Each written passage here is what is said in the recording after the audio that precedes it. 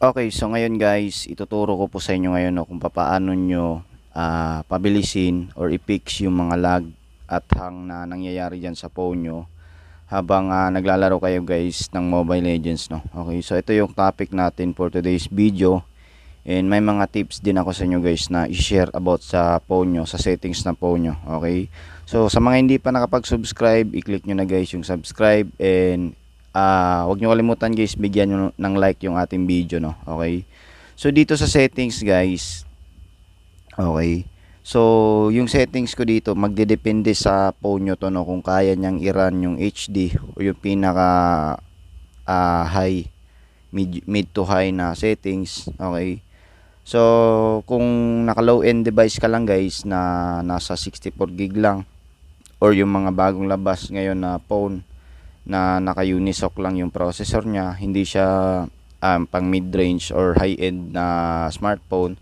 So, suggest ko lang sa inyo guys, ilagay nyo lang po siya sa HD siguro ano. Okay, so pero yung mga mabababa na talaga na specs, yung medyo naglalag na, ilagay nyo lang po siya sa smooth no. Kasi sa akin, nasa mid pa yung kanyang performance nito no. So, lalagay ko lang siya sa HD. Okay.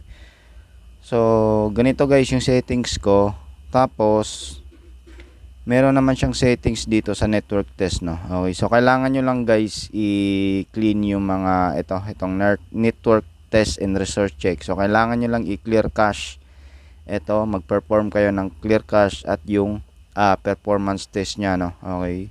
So, ito guys, importante din to na i-run nyo po yung kanyang clear redundancy para ma-fix din yung mga log files sa Mobile Legends nyo no. Okay, so gawin nyo po yan guys. Okay, so sa labas naman ng ating smartphone guys, baling long press nyo lang po yung Mobile Legends nyo, i-click nyo po yung off info nya, then punta kayo dito guys sa storage usage. Eto, okay, so dito guys, take note lang guys, ito lang po yung i-clear nyo, itong clear cache lang po. Wag nyo pong i-clear yung data nya kasi baka mawala yung mga buong file nyo sa Mobile Legends no.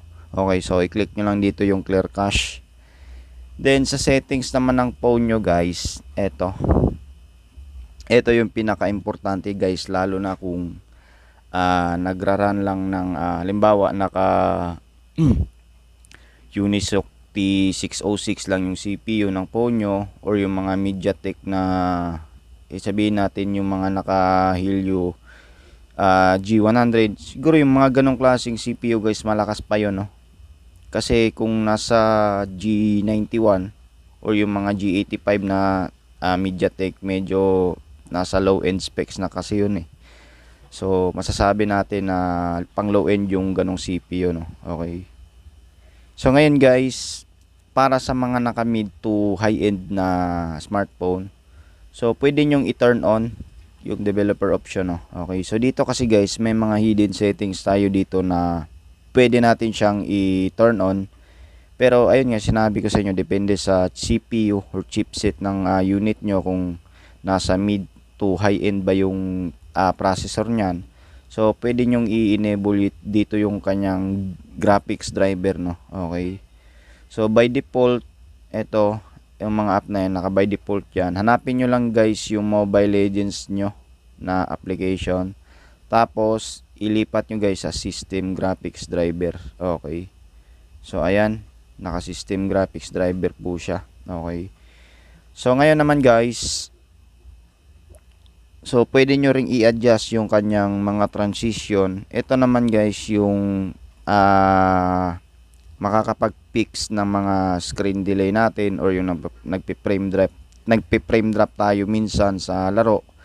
So pwede nyo i-adjust itong mga to no, itong animation scale, itong window, transition, tsaka yung animator no. So kung sa tingin nyo medyo lag sa inyo yung 1x, pwede nyo siyang ibababa from 1 to 0.5x. Okay, so from 1 to 0.5x, ilipat nyo lang siya guys. Okay, so ganyan lang. Then dito guys, ayan, okay, so dito guys, explain ko muna sa inyo no. Ito kung mid to high end yung CPU nyo, ganun pa rin yung sabi ko sa inyo kanina, kung kakayanin to ng phone nyo na i-enable, and sa tingin nyo hindi siya malag or smooth yung kanyang performance kapag naka-enable itong 4x MSAA, pwede nyo po yung gawin or i-apply. Okay, so pero guys, take note, yung mga naka-low end device lang, I suggest na wag nyo na po itong enable or wag nyo na po guys i-turn on yung developer option kung low end lang yung phone na gamit nyo. Okay, so ano ba yung mga low end? Gaya ng kanina, yung mga naka Unisoc T606, yung Helio G85, or kahit yung mga Helio G91 or G81, yung mga ganun low end na po yun ngayon Okay, so yung mga bagong labas kasi na CPU ngayon guys, which is yung mga naka 8 Gen Elite, yung mga high end na talaga. So yun, pwede nyo pong i-turn on and gamitin yung mga settings sa developer option na to Okay, so ganun lang guys, and balik tayo sa Mobile Legends natin. Tsaka dito pala guys, i-run nyo po yung mga test nyo dito, yung clear cache. Tsaka itong clear cache, top clearing cache Okay? Para